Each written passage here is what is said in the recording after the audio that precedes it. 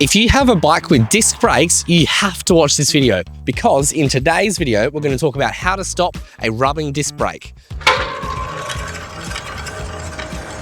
Now let's talk about how we're actually going to do this. But first, we've got to talk about what tools we're going to need so that we can adjust the brake caliper. Firstly, we're going to need some Allen keys so that we can adjust the caliper. It's usually a 4mm Allen key, but it might be a 5mm, or if you have a fancy SRAM bike, it might use a hex key. It's probably a T25 or a T30, one of the star-shaped Allen keys. So whatever tool that you need to loosen the two brake bolts, make sure you've got that tool. We're going to need something to straighten the brake rotor. Hopefully we don't need to straighten the brake rotor. Hopefully it's not bent, but just in case, you might need a set of pliers, or if you're a fancy bike shop and you have this aligning tool, you could use that as well.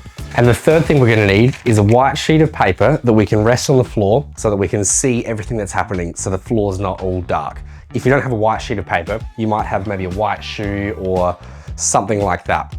This will make more sense later in this video. So now that we're ready to actually start getting rid of this brake rub, the first thing that we need to do is a bit of a visual check. We're just gonna have a look first. So a couple of things that I'm looking for here. Is anything worn out? Because the brake pads are a consumable part, so they do wear out.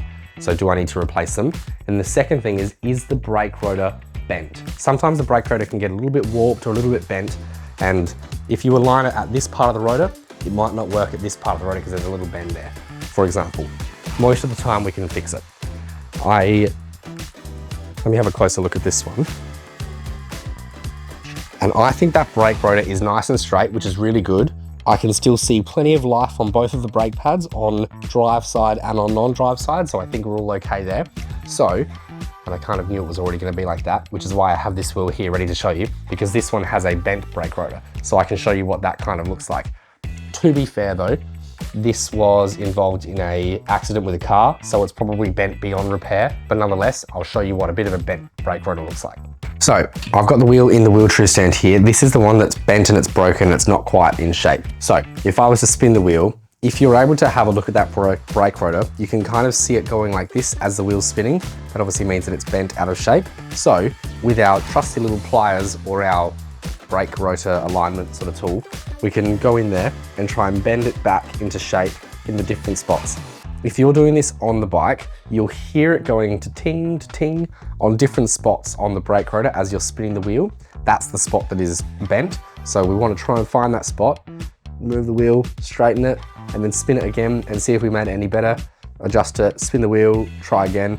This might be the sort of thing that could take a little while, and you're going to want to make sure you can hear it. So if you're in your fun workshop at home and you've got the speakers blasting some deathcore music, you won't be able to hear that the brake rotor is actually rubbing. So turn the music off and focus on the task at hand here. Sometimes you just have to replace the brake rotor. This guy had a kangaroo jump out in front of him and he hit the deck and the brake rotor actually hit the ground, which means that it's now bent out of shape.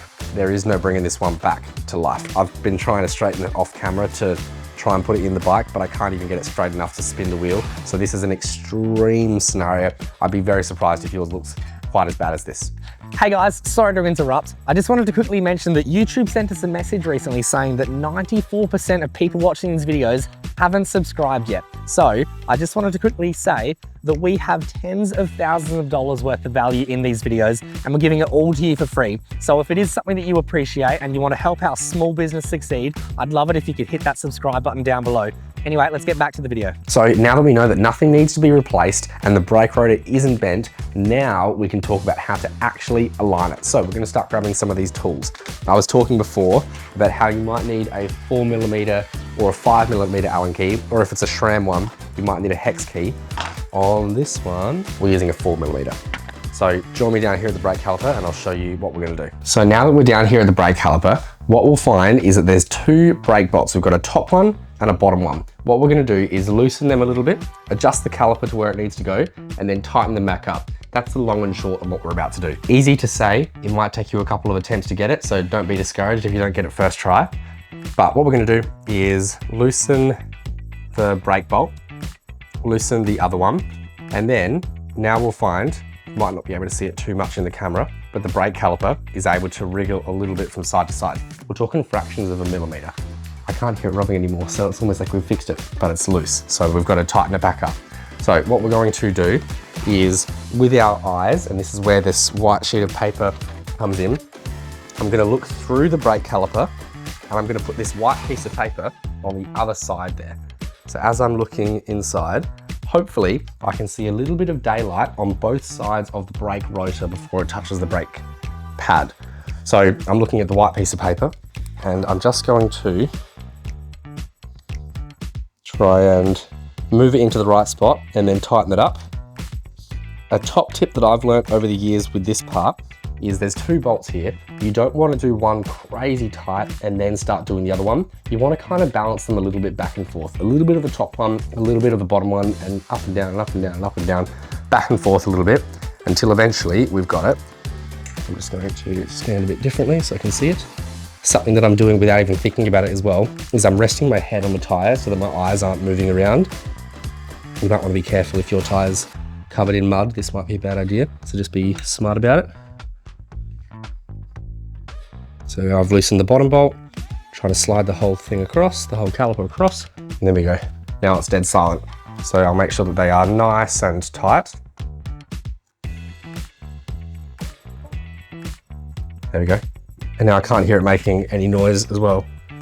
So now I know that it's all dead silent, which means that it's nice and even on both sides. Again, I can check my work by looking down and seeing this white piece of paper through the brake caliper as well. So I'm pretty happy with my work there.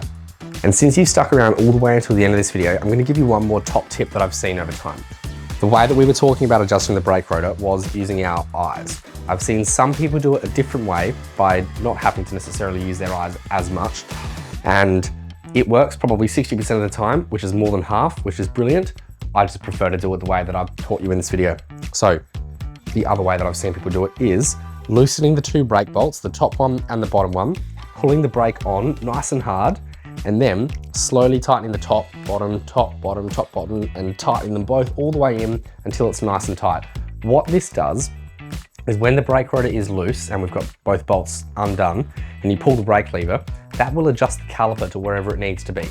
The only thing that I think this doesn't take into account is if the pistons are biased on one side or the other.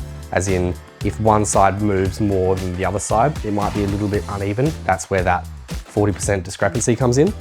So, but it is so much easier for you to do at home, so it might work. So yeah, loosen the bolts, pull the brake lever, tighten the bolts again, make sure you tighten them evenly, and that one should get you out of trouble as well. And one of the best parts about everything that we've said in this video is it's the exact same regardless of whether it's front or rear, whether it's hydraulic or whether it's cable operated. Disc brake is disc brake. So everything that we've taught you in this video is cross-compatible between all the different types of disc brake bikes. Well, I hope this video has taught you how to fix your rubbing disc brake. If you reckon that there's a different step that you do that we didn't mention in this video, let us know in the comment section down below. And also, have you ever done it that second top tip way that we were talking about, the loosening the bolts and squeezing the brake caliper? If you have, also let us know in the comment section down below. Otherwise, I'm going to say thanks for watching and we'll see you guys in the next video. See ya.